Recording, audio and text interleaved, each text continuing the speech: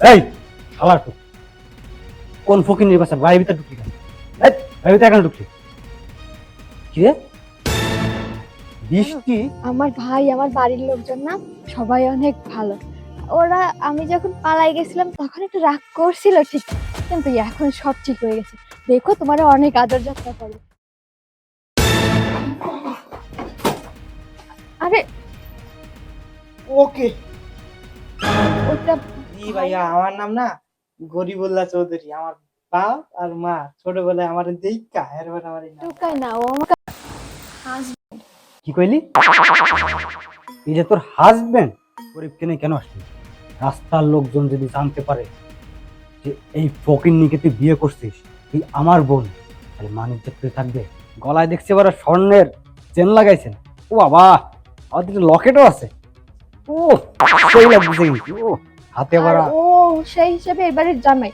তুমি এই বাড়ির দরজায় দাঁড়ায় এবারের জামাইকে অপমান করতে পারো না এইভাবে ভাই। এরকম এখন জুলাই দিয়ে তারপরে এমন পিটাবো শখ মিটে যাবে।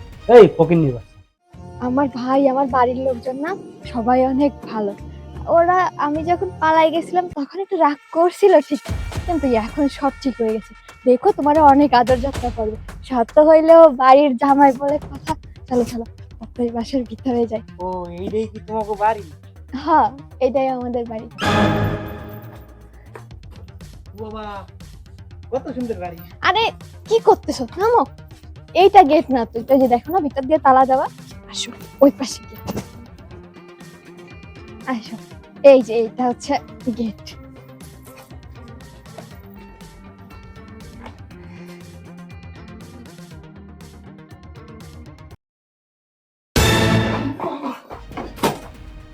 আরে ওকে। ওটা ভাইয়া, মানে আসলে তুমি এখানে বসো। বসো বসো, আমি আম্মাকে ডাকতেছি। আম্মা। এই শালা তো কোন ফকির বাসা বাড়ির ভিতরে ঢুকলি কেন? এই বাড়ির ভিতরে কেন ঢুকলি? কি রে বৃষ্টি? হ্যাঁ ভাইয়া, আমি দেখছো, বলছিলাম না ভাইয়া আসলে তোমাকে চিনতে পারে না, এই জন্য খারাপ ব্যবহার ও করে ফেলছে। ভাইয়া, আসসালামু আলাইকুম। এই তুই এতদিন পরে এই বাড়িতে, আর সাথে ফকিন্নি কারেন? হ্যাঁ, কুরবানির তো এখনো 10-12 দিন দেবে, তাহলে গোস্ত মোস্ত তো এখন দিই না, তাহলে আনছো কই থেকে ফকিন্নি খয়রাতি টুকাই? ভাইয়া এই আসলে কিন্নি টুকাই না, ও আমাকে হাসবে। কি কইলি? এই যে তোর হাজবেন্ড? ও, তার মানে তুই পলায় গেছিলি যে ছেলের সাথে, এইটাই সেই জমিদার না? আমি তো ভাবছি মানে কোটিপতির সাথে পালাই গেছিস, কিন্তু তোর রুচি যে এত নিচু তা তো আগে জানতাম না। ওরে বাবা রে বাবা। আচ্ছা ভাইজান, আপনার নাম কি? জি ভাইয়া, আমার নাম না গরিবুল্লাহ চৌধুরী। আমার বাপ আর মা ছোটবেলায় আমার দেখা এরপর আমার এই নামটা রাখছে। ও, গরিবুল্লাহ চৌধুরী। বাহ, চমৎকার নাম, নামের সাথে কাজের খুব মিল আছে। তা ভাইজান, গলায় দেখছি এবার স্বর্ণের চেন লাগাইছেন। ও বাবা, আমাদের লকেটও আছে। ও সেই লাগছে কিন্তু। ও হাতে বাড়া হীরার ব্যাস, কালো বেল্ট, আবার তার ভিতরে একটা ই রাখছেন আপনি, ওই যে কি বলে না, ওই যে মানে লকেট লকেট। সুন্দর।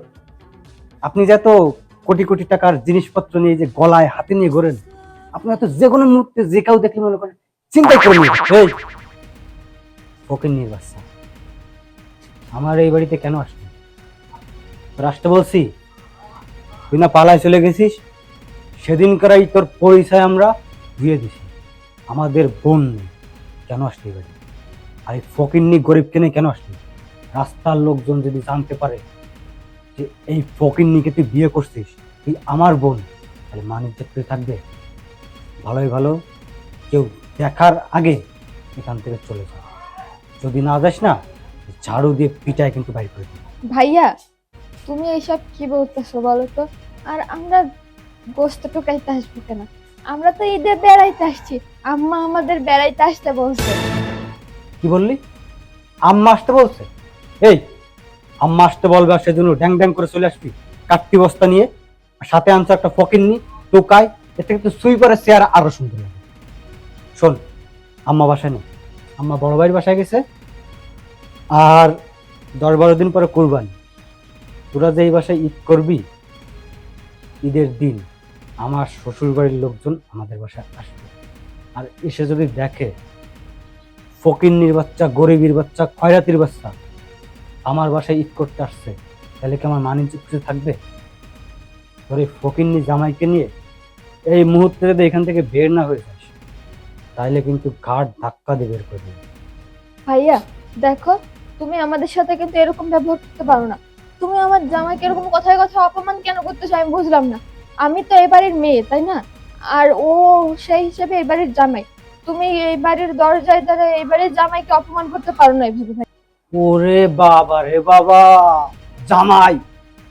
এই চৌধুরী বাড়ির জামাই হইতে গেলে না একটা স্ট্যাটাস লাগে, সেটা ওর ভিতর আছে। ওর নাম ফুটাইছে গরিবুল্লাহ চৌধুরী, ঠিকই, নামের সাথে কাজের খুব মিল আছে। শালার পুত, তুই যদি এখন এখান থেকে না যাস না, তোরে যে আমি কি করব তুই না নিজেও কল্পনা করতে পারতিস না। এরকম এখন জুলাই দিয়ে তারপরে এমন পিটান পিটাবো, শখ মিটে যাবে। এই ফকিন্নি বাচ্চা, বড় লোক মেয়ে পাইলে কি ফুসলায় ফাসলায় তারপর প্রেম করতে ইচ্ছে করে? হ্যাঁ, তোদের গরিবদের না এই একটা অনেক বড় একটা দোষ, যে যেখানে দেখিস বড় লোক কোটিপতির মেয়ে, সেইখানেই তাদেরকে মানে ফুসলায় ফাসলায় প্রেমের জালে ফাঁসায় বিয়ে করে তারপর সম্পত্তি ভাগ নিতে আইসস না? এখন সম্পত্তির ভাগ নিতে আইসস, সম্পত্তি না একদম মুস্তাই দিব। ভাইয়া দেখো, তুমি এইভাবে বারবার কিন্তু আমার জামাইকে অপমান করতে পারো না। আর ও ফকিন্নি না গরিব এটা আমি দেখেই কিন্তু বিয়ে করছি ওকে। শোনো, তোমরা যদি এই বাড়ির 2 অংশ পাও, আমিও কিন্তু 1 অংশ পাই এই সম্পত্তি, এটা ভুলে যাও না। আর সেই অধিকারে কিন্তু আমার জামাইও এই বাড়িতে আসতে পারে। সো বেশি বাড়াবাড়ি করো না। আর শোনো, আব্বাকে বলো আমার সম্পত্তি দরকার হয় আমাকে বুঝাই দিতে, তাহলে আমি আর এই বাড়িতে আসবো না। কি বললি? সম্পত্তি বলছিলাম না?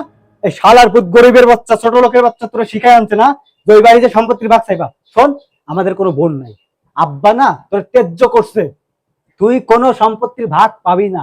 সম্পত্তির মালিক আমরা 2 ভাই। তো ভালোই ভালো বলতেছি, তুই এখান থেকে চলে যা। আর আব্বা আম্মা কেউ বাসায় নেই, আর জীবনও এই বাসার ত্রিসীমানা যেন না দেখি। শোনো ভাইয়া, শুধু মুখে ত্যায্য বললেই না ত্যায্য হয়ে যায় না, ঠিক আছে? আর আমার আম্মা কই, আম্মা কই, আব্বা কই, ডাক দাও, আমি তাদের সাথে কথা বলবো, তাদের মুখ থেকে শুনবো, তারপর আমি এখান থেকে যাবো। ডাক দাও। আরে এত ঝামেলা করার কি আছে, আমাকে যাইতে কইতেছে যাই। আর তোমার তুমি বারবার চুপ করো, বলছিলাম যে আসার দরকার নেই, আসলে তো অপমানিত হওয়া লাগে। দেখছো না অপমান করতেছে, ভালো লাগতেছে না এখন? তুমি চুপ করো, তোমার চুপ থাকতে বলছি না? এই বাড়িতে ওদের যতটুকু অধিকার আছে তোমারও ততটুকু অধিকার আছে। ওরে বাবা রে বাবা, গরিবুল্লাহ চৌধুরীর মুখে দি বুলি ফুটছে। কি মানবতা, মানবতার একদম। এই শোন, এত কথা শুনতে চাই না, আব্বা আম্মাকেও বাসায় নাই বলছি না? তোর যা করার, যেখানে যাবি যা, এই সম্পত্তির বিন্দু পরিমাণ ভাগ তুই পাবি না, নয়া করে না। এখান থেকে বের হয়ে যা। যদি বের না হইস না, তাহলে কিন্তু ঝাড়ু দিয়ে এমন পিটান পিটাবো, পিটাইতে পিটাইতে রাস্তায় নিয়ে যাবো কিন্তু। ভাইয়া শোনো, তুমি আজকে যে কাজটা করলে না, মোটেও ভালো করলে না। আজকে অনেক আশা করে আসছিলাম যে আম্মা অনেক বছর পর আমাদেরকে দাওয়াত করছে, এবারে ঈদটা তোমাদের সাথে কাটাবো, আব্বা আম্মার সাথে কাটাবো, অনেক মজা করব। কিন্তু তুমি আমাদের সব আশা মাটি করে দিলে। যাই হোক, ব্যাপার না। তুমি বললে না যে আমি কি করব, কোথায় যাব, এবার দেখো আমি কি করি। আমি এখনই কোর্টে যাব, গিয়ে তোমাদের নামে না মামলা করব। আমিও দেখি কিভাবে তোমরা আমাকে আর আমার স্বামীকে এই সম্পত্তি থেকে বঞ্চিত করো। চলো। হয় দাদা, তুই আমার বালছে আড়ি বান্ধিস, শালার ফকিন্নি কামলার বাচ্চা কামলা।